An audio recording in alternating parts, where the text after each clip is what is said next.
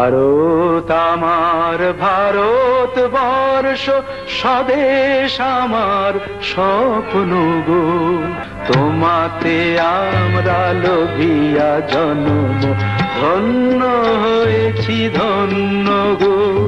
নমস্কার। ভারত আমার ভারতবর্ষ, ভারত আমার ভারতবর্ষ এই অনুষ্ঠান স্বাধীনতা সংগ্রামের উপর ভিত্তি করে আমাদের দেশের দেশপ্রেমীদের চেনার ও জানার অনুষ্ঠান। সমস্ত বিশ্বকে আমাদের জানার প্রয়োজন আছে, তারও আগে প্রয়োজন আছে আমাদের দেশের স্বাধীনতা সংগ্রামী ও দেশপ্রেমীদের চেনার ও জানার, যাদের আত্মবলিদানে আজ আমরা স্বাধীন। ভারত আমার ভারতবর্ষ অনুষ্ঠানটি স্বাধীনতা সংগ্রামীদের স্মরণ ও বরণ করার অনুষ্ঠান। প্রতি রবিবার YouTube touch audio and video production চ্যানেলে এই অনুষ্ঠান আপনারা দেখতে পাবেন।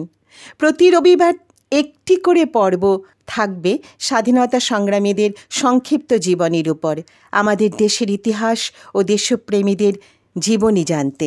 সমস্ত ভারতবাসীর কাছে আবেদন রাখছি চ্যানেলটিকে সাবস্ক্রাইব করার জন্য।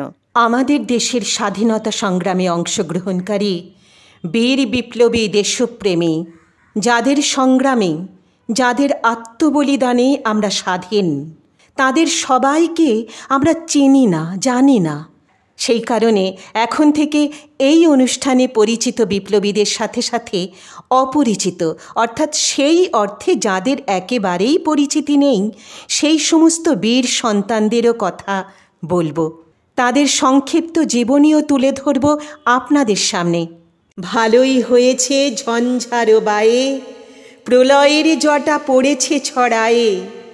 ভালোই হয়েছে প্রভাত এসেছে, মেঘের সিংহ বাহনে।